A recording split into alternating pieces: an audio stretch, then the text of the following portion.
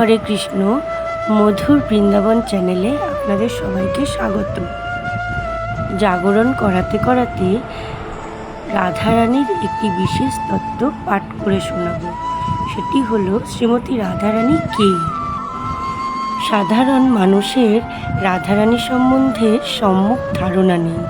রাধা তত্ত্ব এক অতি গুচ্ছ বিষয়, যা এমনকি বেদেরও অগোচর, বেদগোপ্য।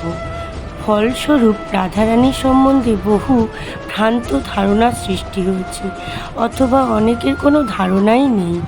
শ্রীল প্রভুপাদ বলেন, দুই অপ্রাকৃত তত্ত্ব শ্রীমতী রাধারানী ও শ্রীকৃষ্ণ জড়বাদীদের কাছে সম্পূর্ণ অজ্ঞাত। শ্রীল স্বরূপ দামোদর গোস্বামীর কর্চা থেকে উদ্ধৃত রাধারানী ও শ্রীকৃষ্ণের সম্বন্ধে উপরোক্ত বর্ণনাটি তাদের তত্ত্বের সারমর্ম। শ্রীমতী রাধারানী ও শ্রীকৃষ্ণ এই দুই তত্ত্বের রহস্য হৃদয়ঙ্গম করতে হলে গভীর পারমার্থিক জ্ঞানের প্রয়োজন। রাধারানী এই জড়জগতের কোনো সাধারণ বা বিশেষ নারী নন, যার সাথে ভগবান শ্রীকৃষ্ণ লীলাবিলাস করেছিলেন। স্বরূপত রাধারানী হচ্ছেন ভগবান শ্রীকৃষ্ণের আহ্লাদিনী বা আনন্দদায়িনী শক্তি, যিনি নিত্যকাল জড় ও চিন্ময় জগতে শ্রীকৃষ্ণের সেবা সম্পাদনে নিরতা। শ্রী চৈতন্য চরিতামৃতে কৃষ্ণদাস কবিরাজ গোস্বামী শ্রী স্বরূপ দামোদর গোস্বামীর কর্চা হতে একটি শ্লোক উদ্ধৃত করে রাধাতত্ত্ব ব্যাখ্যা করেছেন। রাধাকৃষ্ণ এক আত্মা দুই দেহ ধরি, অন্যান্যে বিলাসে রস আস্বাদন করি। অর্থাৎ রাধাকৃষ্ণের প্রণয় ভগবানের আহ্লাদিনী শক্তির বিকার। শ্রীমতী রাধারানী ও শ্রীকৃষ্ণ একাত্মা হলেও তারা অনাদিকাল থেকে গোলকে পৃথক পৃথক দেহ ধারণ করে আছেন। এখন সেই দুই চিন্ময় দেহ পুনরায় একত্রে যুক্ত হয়ে শ্রী চৈতন্য নামে প্রকট হয়েছেন। শ্রীমতী রাধারানীর এই ভাব ও কান্তিযুক্ত শ্রীকৃষ্ণ স্বরূপ শ্রীকৃষ্ণ চৈতন্যকে আমি প্রণতি নিবেদন করি। রাধারানী হচ্ছেন কৃষ্ণের প্রেমের মূর্ত প্রকাশ, অভিব্যক্ত রূপ। শ্রীরাধা শ্রীকৃষ্ণের আহ্লাদিনী শক্তি, অর্থাৎ আনন্দদায়িনী শক্তি। কৃষ্ণ শক্তিমান, রাধা তার শক্তি।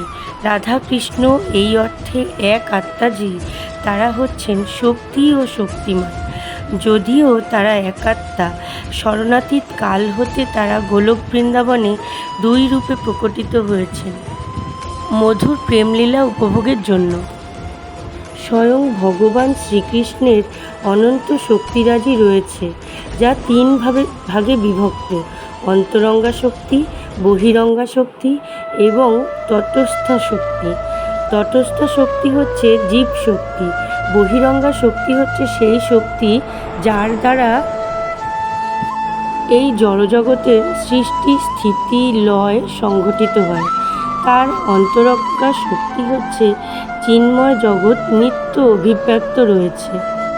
এই অন্তরঙ্গা শক্তি স্বরূপ শক্তি বা চিৎ শক্তি নামে বিদিত, এবং এই শক্তির তিনটি বিভাগ রয়েছে: সন্ধানী, সম্বিত ও আহ্লাদিনী।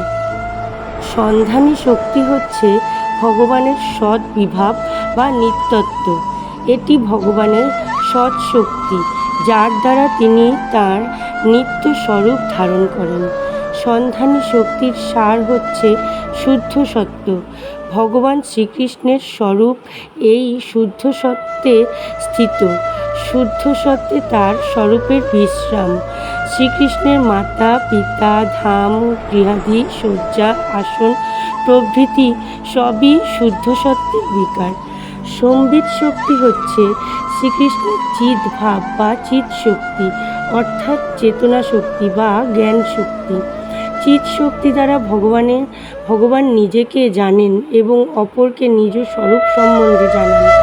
সম্বিত শক্তির সার হচ্ছে এই জ্ঞান যে পরমেশ্বর ভগবান হচ্ছেন শ্রীকৃষ্ণ।